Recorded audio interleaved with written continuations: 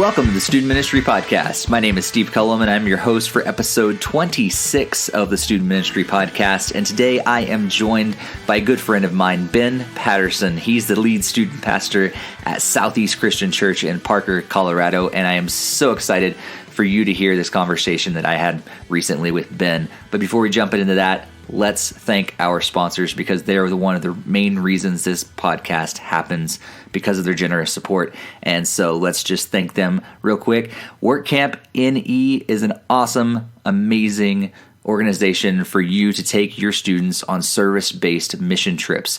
If you have not checked out their website, make sure you do so, workcampne.com. I've served with them many, many times, and awesome experiences for our students, life-changing experiences. And so if you're looking for something like that, make sure you check out their website. But here's the deal. Here's a little known secret for WorkCamp NE. They also do private trips. So maybe you're looking at their summer schedule and you're thinking, yeah, this is not really going to work. Contact them anyway and say, hey, how can we work together to make this happen for our students at maybe another time of the year, or maybe we can partner together in another way. They are willing to work with you and just provide an awesome opportunity for your students to be able to reach out in their community and help people on a really practical way by home repairs and things like that. So make sure you check them out. And by doing that, you're just saying, hey, you know what? I support what you're doing with the Student Ministry Podcast. And the same thing goes for our other sponsors, the National Network of Youth Ministries and Reach Youth New England. Both of these organizations are all about connecting youth workers together. And I know some of you are out there and you have a great network and you know the importance of working together with other youth workers in your area. But maybe you haven't checked the websites out and you don't know the resources that these organizations can provide. So make sure you check them out. But I know some of you are out there, you're on your own. You feel like you're totally on your own. You're lone wolfing it, and you don't know the benefit yet of being able to connect with other youth workers in your area. So make sure you check these websites out and just dive in there and figure out what other youth workers are out there and how you can connect and lean upon them, because that's what they're all about. So National Network is found at youthworkers.net. That's youthworkers.net. Pretty simple, right? And the Reach Youth New England website is reachyouthne.com, reachyouthne.com. Make sure you check them out. Make sure you connect with other youth workers in your area, because we are better together. All right, let's jump right into this conversation with Ben Patterson. I know you're going to love it. He's got some great wisdom to share. He's got a great story, and especially, I think you're going to want to pay attention to how he led through some changes at his church and how that all came together. He's got some great ideas. So let's check this out. All right, thanks so much for joining us today, Ben. Yeah, glad to be here. Appreciate it, Steve. Cool. So I've got a little bit of time to get to know you over the last several months. Met back at DYM 100 and then realized that we're doing ministry like an hour from each other. So that's pretty cool. Yeah, that was sweet. I remember when we were, what was that? What restaurant? Mod Pizza? Yeah. Yep. And just pulled up a chair next to you and like, where are you from? And we're within an hour of each other. So. Yeah. So it's pretty awesome. So I've got to know you, but podcast listeners maybe don't really know you yet. So take just a moment, maybe just to start us off here and tell us a little about yourself and especially how God has got you to the point where you are today.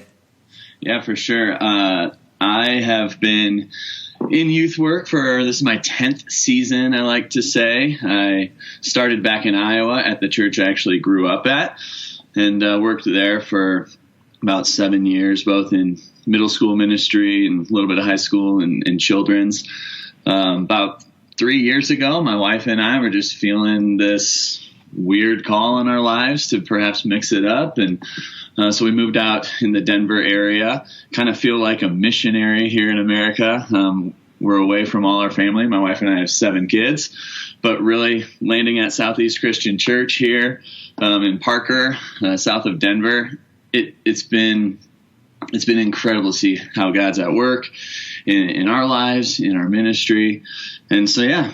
Was ministry always on your radar? Did you grow up in the church? Yeah, I grew up in the church. We were every single Sunday at the 8:30 a.m. service in the second row as a family together.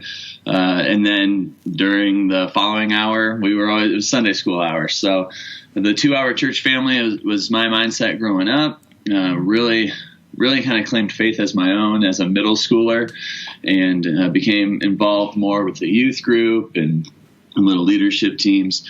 Crazy thing is, the youth pastors that I had growing up, they came from the secular world. They didn't go to school to get a youth ministry degree or anything. They came from engineering jobs and other things of this sort. And so when I was in high school, even though I thought, man, I'd love to be a youth pastor someday, I never really considered going to a Bible college. It was always like, go get your degree in something that you're interested in as a backup and then work at a church someday. Yeah. And so that's what I did. I studied communications in college and went into sports broadcasting right after graduation and did that on the radio for a couple of years. And then that position opened to be a middle school youth director at the church that I had grown up at. And I just thought, it's time. I'm going to throw my name in the ring there, and made it through the application process and got hired. So it was really cool to work at the church I grew up at. I didn't have much of the, oh, look at little Benny, he doing big things. I was able to hit the ground running and have some good influence. Got to work with one of my best friends on staff there too for a while. And I just love ministry. I love the pace of it. I love all the different conversations it brings with students and parents, and just gets us out in the community. That's cool. And 7 kids, huh? Yeah. So that's pretty wild. Never ever planned. I only wanted 4. My wife only wanted 2. So I guess we just got that. Put them together. Yeah. Yeah. One of the hardest times in our marriage was we wanted to start a family.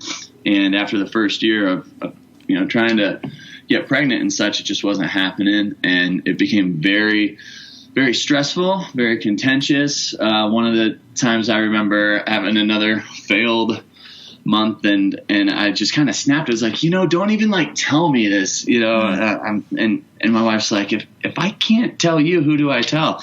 And I realized, sorry for being the biggest jerk in the world. And we had talked about adoption as an option to add to our family after having kids. But it became clear that adoption was going to be the way we were going to start our family. And so once we made that decision, and God just lifted that burden of the pressure to get pregnant, and we're able to focus on the whole adoption journey.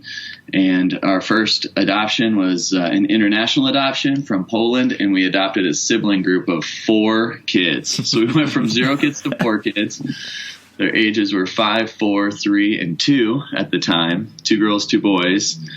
And we did that. About 3 years later, we were like, feels like we could add to our family through adoption again. And that doesn't sound crazy enough. And we went back to Poland and adopted 3 more kids. So either we're very, very compassionate or very, very stupid. I'm not sure. But it's fun. It's fun to have. It's the way to grow the youth ministry. I mean, you got 7 kids right there. So. That's the thing people say. You can grow the youth ministry without adding to your family, Ben, right? So they range from 2nd grade up to 8th grade, and they got 1 in each grade. So wow. Our oldest is 14, and our youngest is 8 these days, and we just do life together. We're a very social family. With 3 of them now in the middle school ministry, and they're just all a part of it. We do life together. It's good. That's cool. So you are the lead student pastor there at Southeast. What does that entail? Yeah, it wasn't anything that really planned out in being. I got hired at Southeast as a middle school pastor. And on my first day on the job, the high school pastor resigned out of nowhere.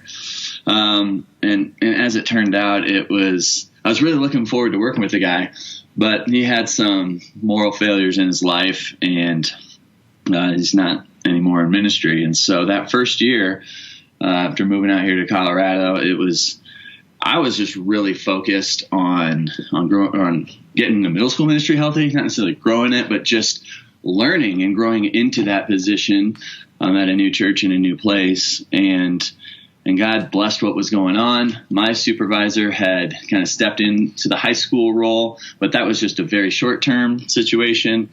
And our church had just been flying through youth pastors. Like when I showed up on the scene, they're like, oh, here's the next circus in town. Because one of our college volunteers, when he was through the youth ministry, had 4 pastors in 4 years of high school.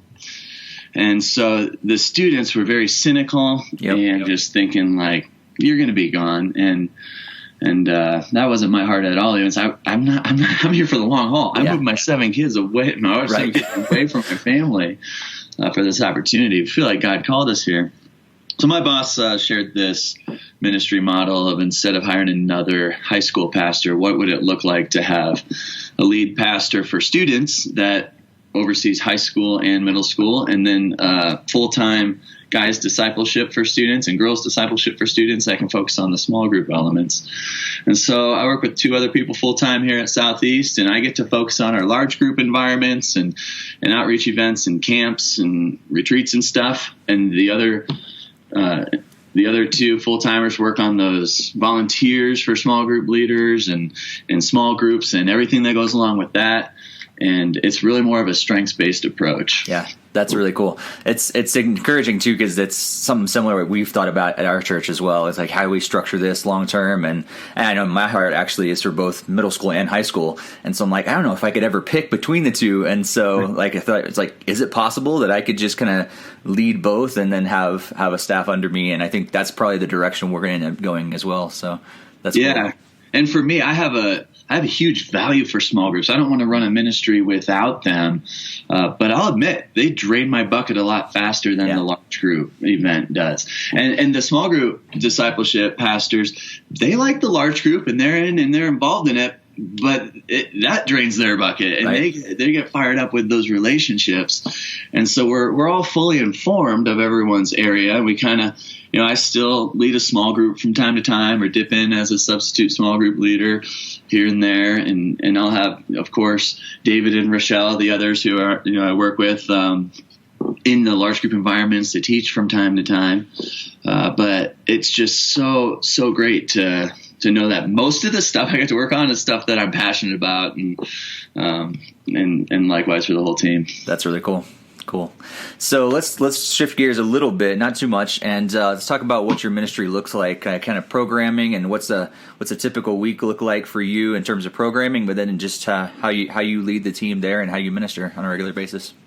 Yeah. So the Super Bowl of our week is Wednesday night. That's when our youth group meets. That's the best thing I think we got going.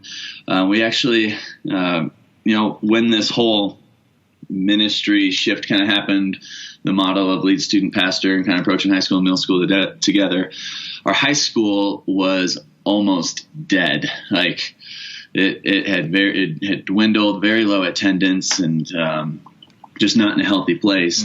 And middle school was on Wednesdays and high school had been on Sundays. And the idea was, well, let's just bring high school to Wednesday night as well, kind of connect it with some of the excitement that middle school has and the buzz that you get when you can get a lot of people together. And so we've done that. And now the high school ministry has since grown. So we no longer have middle school and high school large group together like we did at first, but they both come to the same building on the same night during the same time frame. Okay. 6 o'clock to 8 o'clock. And we spend the first hour with high schoolers in large group, worship band, game, teaching. Then they go, and during that time, the middle schoolers are throughout all the church offices in small group. And then we flip-flop it for the second hour. Okay. High school then takes the message and small group questions, and they go have small group time. And the middle school comes in for a large group experience. And so it's a quick hit in 2 hours, and the numbers have grown to the point where now we're fortunate enough to be able to have 2 different locations that we could use. Our office spaces are 1 block away from our church building. That's where our youth room is. But we're actually looking at getting the middle school back over to the gym to meet in the church building this summer, and have the middle school then just be perfectly over there all the time. Yep. In the church, and the high school and then be able to just breathe a little more in the youth space. Cool. On Wednesdays. For weekends, we used to do just middle school only worship service, kind of in line with the big church, and then the high school as well. But that's just not my heart. That the whole, Kara Powell's Sticky Faith has had a big impact on me, as I'm sure as many of the people who are listening in. And just the idea of the age segregation, I don't want to run a ministry that way. Unfortunately, with my supervisors and lead team, they were on board with it. They heard that the heart of like, we don't want age segregation. We do want to figure this out.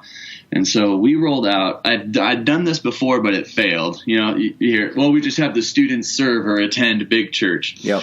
Well, that's the kind of plan we rolled out. But we put some teeth to it in a way where we developed a curriculum, our own curriculum that takes a student on like a 4-week self-discovery journey.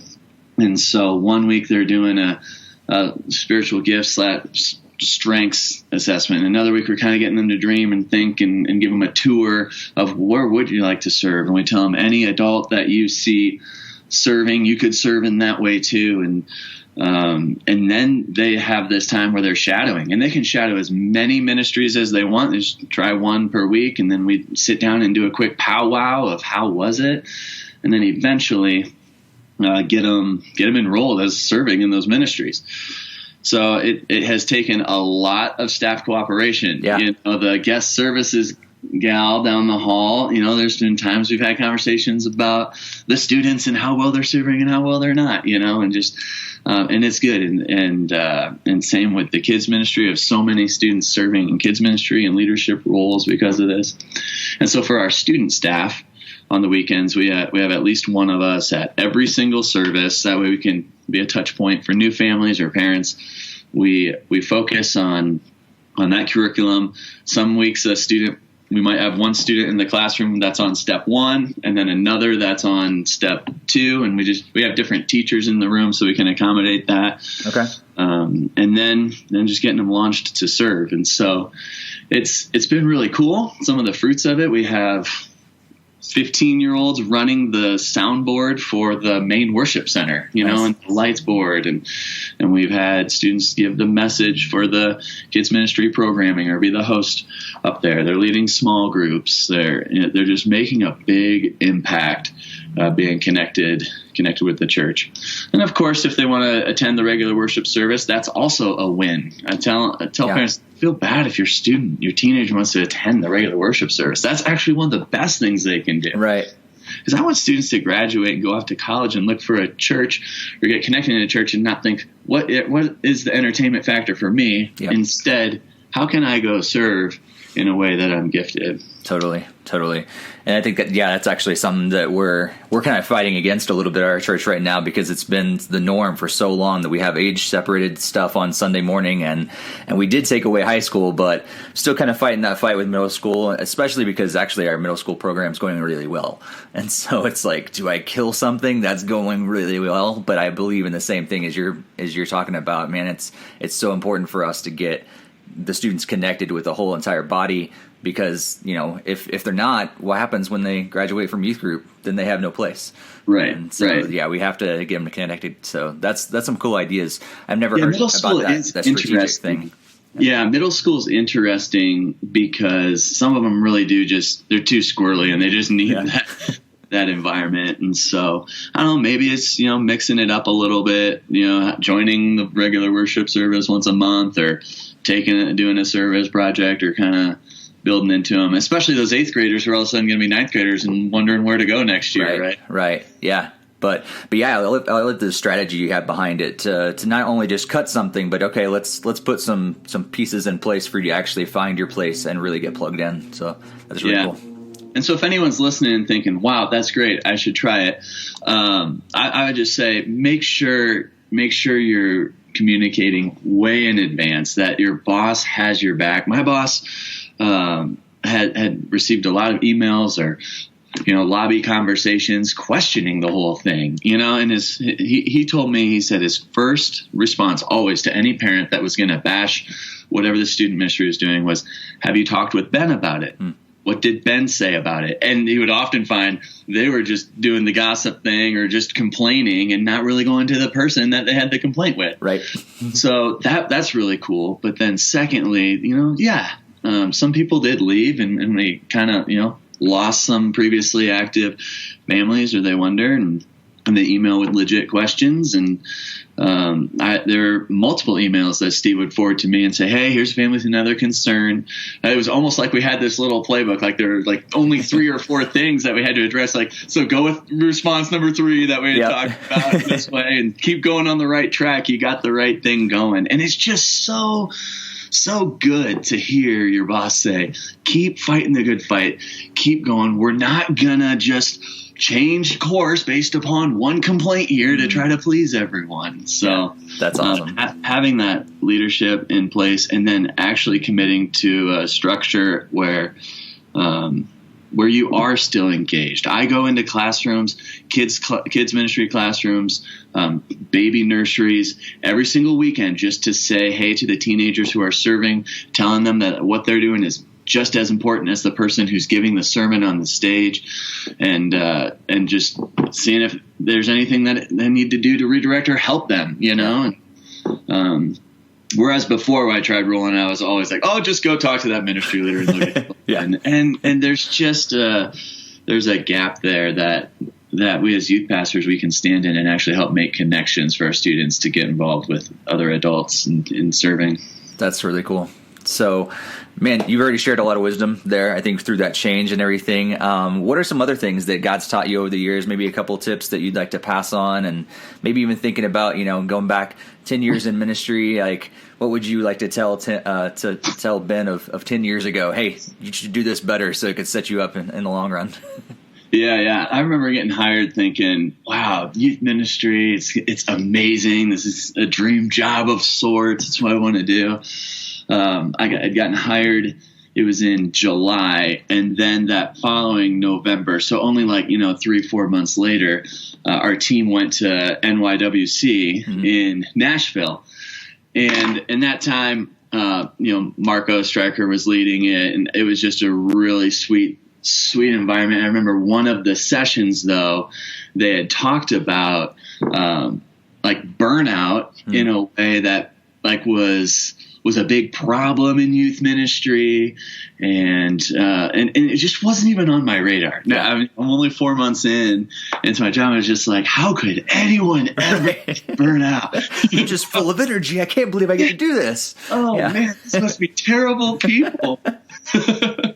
But joke was on me because then over a course of a year and two, in first couple of years of ministry, my wife would question the pace with which I was working, and I would kind of look back and wonder, I am putting a lot of time, or where is there a time for me to get my bucket filled, and I'd observe other youth pastors or try to figure that out. And so I think one of the things that I was just kind of stumbled upon, one of my good buddies had said, I know that the way I work is I can go really, really hard for 3 to 4 months, but then I need a break for a week. I need to take a vacation. So I look at my schedule every year and I just pluck in those vacations right away. So I know that I have them as that release. And I thought, wow, that actually sounds really, really good. Yeah. It's like my rhythm too. That I found if I can look at my annual calendar, whether I'm starting the school year or whether I do it semester by semester, or whether it's just some rhythms that just kind of keep year to year, and know when I'm going to have that break, when I'm going to have that time to unplug, when I'm going to have that week to not even feel bad about not looking at email or anything, it is so helpful. It's like that light at the end of the tunnel, perhaps maybe if I'm going through a tough time. So for me, the week after Christmas, between Christmas and New Year's, I do everything I can to make sure I am doing nothing. I have nothing going on. And even this past year, the way it kind of worked out, I think New Year's was on, a Tuesday or Wednesday. And so it was almost like an extended, because it's like, I'm not even going to come back until Monday the 6th or whatever that was.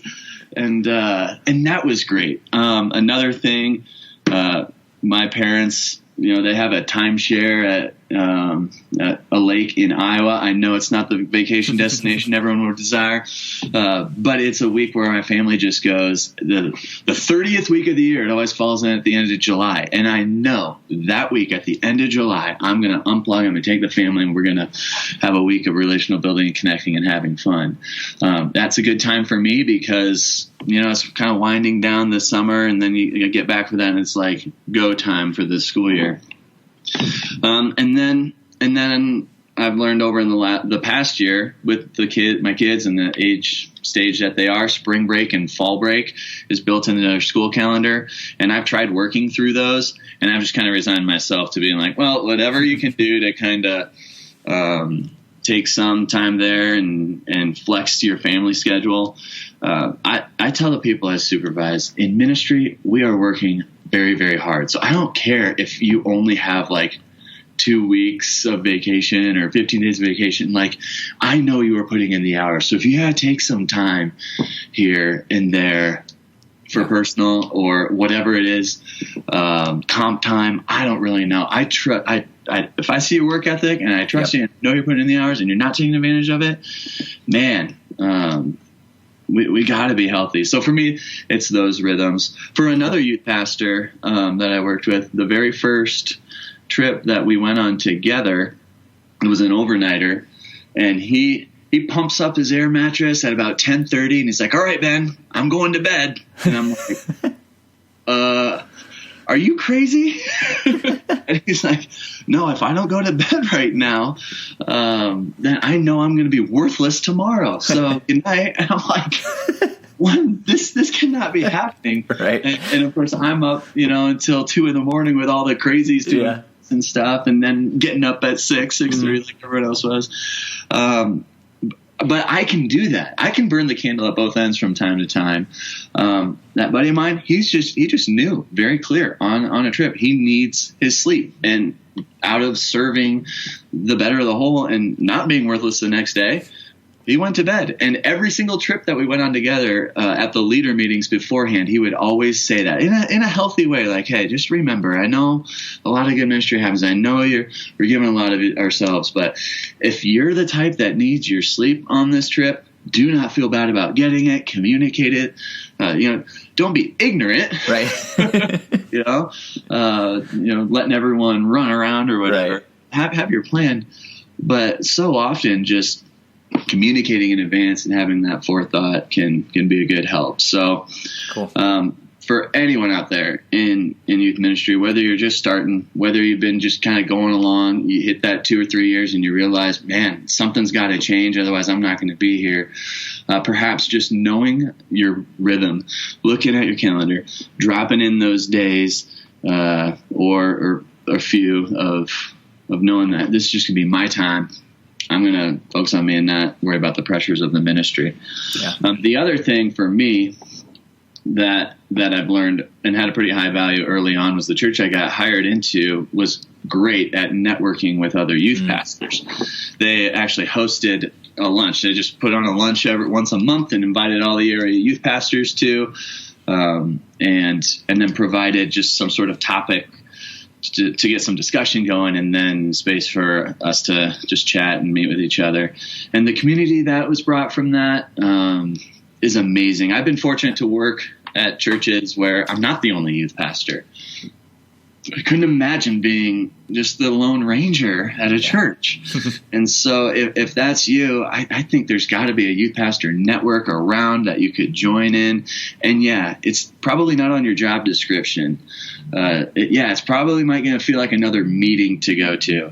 But no one gets youth pastors like another youth pastor gets another youth pastor. And so that was one of the first prayers that I had moving out to Denver of, God, get me connected with other youth pastors. I want to bring people together.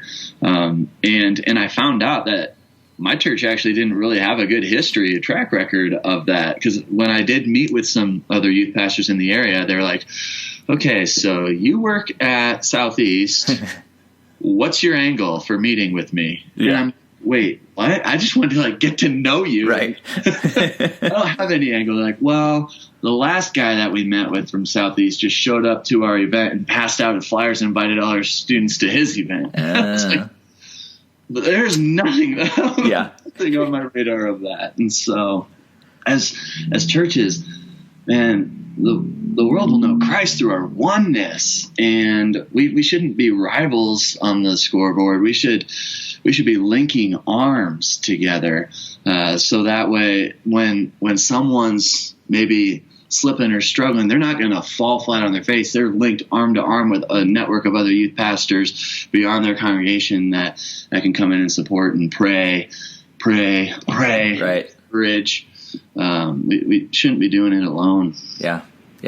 And our sponsor, the National Network of Youth Ministries, will be very proud of you for saying that, because that's what they're all about as well. And that's it's so important. And I think that's one of the things that has really gotten me through some of the tough times. I was even talking earlier this morning to some other guys that actually have a similar situation that I'm going through with like our Thursday night ministry, and they're reaching some of the same kids that I have, and they're a couple years ahead of me. And so we were able to kind of share some tips with me and things that they went through, and that's huge because, you can't get that anywhere else. And so it's so important for us to connect and share tips, but also just to pray for each other. Yeah. And I'm active in the Download Youth Ministry Facebook group, and I love that. And that's another place where you can kind of have your, opinion or your need shared, and, 20 people will answer it or tell you what to do. But still, nothing replaces just that genuine face-to-face contact, or that picking up the phone and knowing that you're calling the guy, a mile or 5 down the road, and just being closer in that way. So totally. Go get networked. Give a call. One of the guys that is one of my good friends now out here is a youth pastor at another church, and he had just sent me a Facebook message saying, "Hey, you're the new guy. I'm in the same position that you are at the church up the street. Can we get coffee sometime?" That takes some boldness, but man, that message was an answered prayer to me, and I'm so glad that he had that boldness to do that. That's cool. Well, thanks so much for joining us, Ben. I'm sure people are going to want to contact you and get in touch with you a little bit. What is the best way for them to do so? Are you in social media or email, or what's the best way? They like, what? Ben mentioned something I really want to ask a little further. What's the best way for them to get in touch? Yeah, for sure. If you do email, I'll do email. It's ben.patterson@southeastcc.org. Patterson. My social media, I'm on Twitter, but I just kind of took a hiatus from that. I've been using Instagram a lot more. So I'm at Ben Hooray, Hooray, Ben Hooray on Instagram. We can message there as well. And that's the way. Send a letter, maybe. How about that? There you go. Yeah. Look up his. So I can get something other than a camp promo in my. Right. That's pretty much all I get anymore. Yeah. Yeah, for sure. Oh, cool. Well, thanks so much again for joining us today, Ben, and may God bless your ministry. I appreciate it, Steve. Well, and speaking of appreciation, I appreciate you guys for listening. Thank you so much for tuning in and checking us out, and thanks so much for leaving your positive comments and sharing this with others. That is so incredibly important, because these stories are awesome. I love doing this podcast because it allows me to just have those conversations with other youth workers and just hear what God is doing. I love doing that, and I love sharing them with you. And I hope you enjoy sharing them with other people. So please do that. If you enjoyed this, find someone else to share this with and just bless their lives by Ben's story. Also want to thank our sponsors again, WorkCamp NE. Check their website out at workcampne.com. Check out the National Network of Youth Ministries website at youthworkers.net, and check out Reach Youth New England's website at reachyouthne.com. Thank you once again for checking this out and sharing it. Do me a favor as well. If you have not followed us on social media, make sure you do that. We're on Twitter at StuMinPod. That's StuMinPod. You can also follow me on Twitter at Steve Cullum, and you can also follow us over on Facebook. So if you're like, you know what, Twitter's not my thing, I'd rather do it on Facebook. We're there as well, so make sure you check that out. Just search for the Student Ministry Podcast. You can check that out. And here's a little thing, a couple little things that I want to tell you about that we're also doing, things coming up. So hopefully you haven't tuned out yet and you're still paying attention here at the end. A couple of different things. Number one, if you're on the Amazon Echo, like if you have one of those devices, do me a favor and fire up your phone and search for the Student Ministry Podcast on your Echo skills. You're going to find us on there. It's one of the newest places that you can find and listen to the Student Ministry Podcast. So check that out if you want to. Also, I've been playing around with this idea of like recapping my weekly ministry stuff. I've been doing it on Anchor. It's an app on my iPhone that I can just record a podcast episode right on my phone and then just release it right there. It uploads and everything. I basically have just been talking about this. I've just called it the Student Ministry Recap. And so I do it a couple of times a week. It's just like maybe 10 minutes long or so. And I just kind of talk about what I've been learning and what we did the past ministry day. So check it out if you want. Let me know your feedback if you like that sort of thing. It's just another thing I'm trying and see what other people like. And also I'm going to be down at the Orange Conference at the end of April. And so if you are there, I would love to meet up with you. I'd love to have a conversation with you. Maybe, you have a cool story, or someone else is going to be there and you're like, man, you got to hear this story. I would love to interview or just hear it or what's going on. I love ministry stories, as I know you guys can tell, because that's what I do. That's why I do this. And so, I'd love to meet up with you. I'd love to hear from you at the Orange Conference. So make sure you look me up and tweet me or something like that and let me know. And I would love to meet up with you. But until then, thanks so much for tuning in. We'll be back next month with another episode. So make sure you subscribe and share it out with other people that you know will enjoy this. And until then, may God bless your ministry.